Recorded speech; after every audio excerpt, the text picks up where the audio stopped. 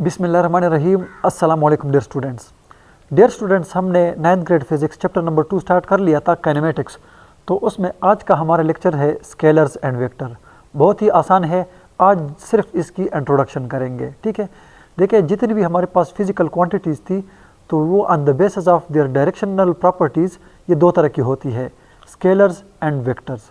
ठीक है, अगर हम स्केलर्स या स्केलर्स क्वांटिटी को देखें तो जिस तरह मैंने यहाँ पर लिखा है, these are those physical quantities which can be specified only by magnitude. मतलब ये ऐसी क्वांटिटीज़ है जिनके बारे में अगर आप सिर्फ मैग्नीट्यूड की बात करें तो बात पूरी हो जाती है और पूरी मीनिंग आपको समझ आ जाती है। और मैग्नीट्यूड का हमारा मतलब होता है नंबर प्लस यूनिट्स। इस तरह मैंने यहाँ पर लिखा है, magnitude means numbers with proper units. मतलब कोई भी क्वांटिटीज़ उसका अगर आप नंबर बता दें, जिस तरह मैंने यहाँ पर एग्जांपल दिया है मास का 2 kg, अगर आप उसको जस्ट नंबर बताओगे और साथ में यूनिट भी बताओगे ताकि पता चले कि आप कौन सी क्वांटिटी की बात कर रहे हैं, तो आपकी सारी बात उनको समझ आ जाएगी। जिस तरह अभी मैं आपको एक एग्जांपल देता हूँ, आप किसी शॉप में जाते हो, आप उनको कहते हैं 2, तो 2 से उनको कोई समझ नहीं आएगी कि आप 2 का मतलब क्या है, आप क्या कहना चाहते हो। ठीक, अगर आप ये कहो कि 2 kg, तो फिर उनको समझ आ जाएगी कि हाँ यार, ये मैस की बात करता है, कोई चीज़ लेता है जो 2 kg लेता है। ठीक है, अगर आप सिर्फ kg की बात करें फिर भी उनको समझ नहीं आएगी, या अगर आप सिर्फ उनको 2-3 नंबर्स बोलते जाएं तो उनको समझ नहीं आएगी। लेकिन जब आप बोलोगे 2 kg, 5 kg, तो फिर उनको समझ आ जाएगी और वो उस क्वांटिटी के बारे में आपको बता देगा। ठीक है, तो स्केलर्स के लिए ये सिर्फ नंबर और ये जो यूनिट है इसको कहते हैं मैग्नीट्यूड। तो ये मैग्नीट्यूड आप बता दें, बाकी जो है वो आपका पूरा बात जो है वो समझ जाएगा।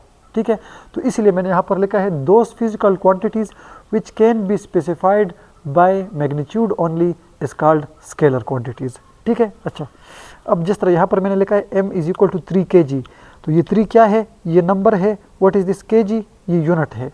ठीक है, तो जब ये दोनों आप बताओगे तो फिर इसका ये मतलब है कि आप मैस की बात कर रहे 3 kg और ये कोई चीज़ है। ठीक है, तो इसमें डायरेक्शन की कोई बात नहीं है। आप ये नहीं कह सकते कि मुझे 3 kg इस तरफ दे दे, 4 kg उस तरफ दे दे, ये वाली कोई मसला नहीं है और इसका कोई मतलब नहीं बनता। या अगर आप टेम्परेचर की बात करते हैं तो आप कहते हैं कि आज 25 डिग्री सेंटीग्रेड टेम्परेचर है, तो उसमें आप कोई डायरेक्शन की बात नहीं करते और ना ही टेम्परेचर की बात में डायरेक्शन की कोई ज़रूरत है। ठीक है, इसी तरह स्केलर्स को जब आप मल्टीप्लाई डिवाइड करते हो, ठीक है, या आप उसको ऐड सब्ट्रैक्ट करते हो, तो ये इसी तरह आप करते हो जिस तरह आप सिंपल अलजेब्रा करते हो। ठीक है, 2 kg + 3 kg = 5 kg। इसी तरह 5 डिग्री सेंटीग्रेड + 10 डिग्री सेंटीग्रेड, तो ये हो जाएगा 15 डिग्री सेंटीग्रेड वगैरह वगैरह, और इसी को आप डिवाइड भी करते हो सिंपल।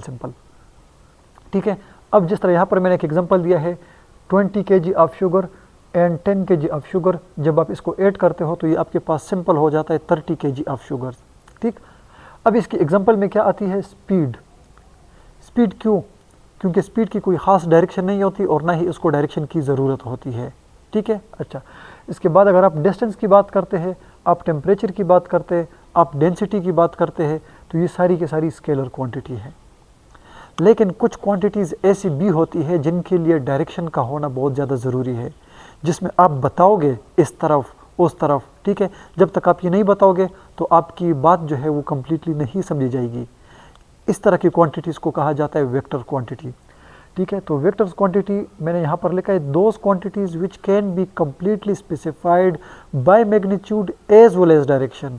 मतलब इसमें आप नंबर और यूनिट का तो बता दोगे, लेकिन इसमें डायरेक्शन की भी ज़रूरत होती है। फॉर एग्जांपल, आप किसी ऑब्जेक्ट के ऊपर फोर्स लगाना चाहते हैं, आप कहते हैं कि ना कि इसके ऊपर मैं फोर्स लगा रहा हूँ, तो आप किस तरफ फोर्स लगा रहे हैं। या अगर आप कहते हैं कि 2 ऑब्जेक्ट के दरमियान फ्रिक्शन फोर्स है, तो किस तरफ है। या अगर आप कहते हैं ना कि ये वेट है, ठीक है, तो ये ज़ाहिर बात है ये वेट किस तरफ इसके ऊपर फोर्स लगती है, डाउनवर्ड लगती है ना वेट की फोर्स। ठीक है, तो इसी तरह ये होती है। या यहाँ पर मैंने एक एग्जांपल और भी दी है, वेलोसिटी। तो ज़ाहिर बात है वेलोसिटी तब आती है जब डिस्प्लेसमेंट में चेंज आती है, और डिस्प्लेसमेंट जो है वो एक वेक्टर क्वांटिटी है, तो वेलोसिटी भी एक वेक्टर क्वांटिटी है। तो ऐसी क्वांटिटीज़ जिनके लिए मैग्नीट्यूड के साथ साथ डायरेक्शन का होना भी ज़रूरी हो, उस तरह की क्वांटिटीज़ को हम कहते हैं वेक्टर्स क्वांटिटी। अब वेक्टर क्वांटिटी को रिप्रेजेंट कैसे करते हैं? वेक्टर्स क्वांटिटी को रिप्रेजेंट करना और स्केलर क्वांटिटी को रिप्रेजेंट करना, इनमें थोड़ा सा डिफरेंस है, मैं आपको बताता हूँ। वेक्टर क्वांटिटी को दो तरह से रिप्रेजेंट किया जाता है, एक है सिंबॉलिक रिप्रेजेंटेशन और दूसरा है ग्राफिकल रिप्रेजेंटेशन। सिंबॉलिक रिप्रेजेंटेशन में ये है कि आप इसको अल्फ़ाबेट्स में लिखोगे और वो भी बोल्ड फेस, मतलब ये अगर आप इस तरह लिखोगे ना बोल्ड बोल्ड, तो ये इसका ये मतलब है कि ये ए जो है ये कोई वेक्टर क्वांटिटी है। या इस तरह अगर आप स्मॉल में लिखो, ऐसे बोल्ड लिखा है तो इसका ये मतलब है कि ये एक कोई क्वांटिटी है, ठीक। या दूसरा वो कहता है कि आप इसको जस्ट सिंपल लिख दे, वैसे बोल्ड ना लिख दे लेकिन इसके ऊपर एरो डाल दे। जब आप एरो डालोगे तो इसका ये मतलब है कि ये कोई वेक्टर क्वांटिटी है। क्लियर। दूसरा है इसका ग्राफिकल रिप्रेजेंटेशन। ग्राफिकल रिप्रेजेंटेशन में आप वेक्टर को एक एरो से रिप्रेजेंट करते हो, एक एरो लगाते हो और कहते हो कि ये एक वेक्टर है। फॉर एग्जांपल इस तरफ ये कोई वेक्टर जा रहा है, अब आपने ये ग्राफिकली बता दिया, मतलब पूरा एक ग्राफ बना दिया। अब ये जो हेड है ये इसकी डायरेक्शन को रिप्रेजेंट करता है। किसको रिप्रेजेंट करता है? डायरेक्शन को। और ये जो लेंथ है ये इसकी मैग्नीट्यूड को रिप्रेजेंट करते हैं, ठीक है। अब जितना ये लेंथ ज़्यादा होगा इसका ये मतलब है कि इसकी मैग्नीट्यूड ज़्यादा है। अगर इसका ये हेड इस तरफ है तो हम बोलेंगे कि ये फोर्स है या जो भी वेक्टर है ये इस तरफ जा रहा है। अगर ये एरो अपवर्ड है तो हम बोलेंगे कि ये वेक्टर कोई ऊपर की तरफ जा रहा है। अगर ये डाउनवर्ड है तो हम बोलेंगे कि ये वेक्टर डाउनवर्ड जा रहा है, ठीक है। तो ये आपका लेक्चर था आज का कि स्केलर और वेक्टर्स के बारे में हमने बताना था, ठीक है।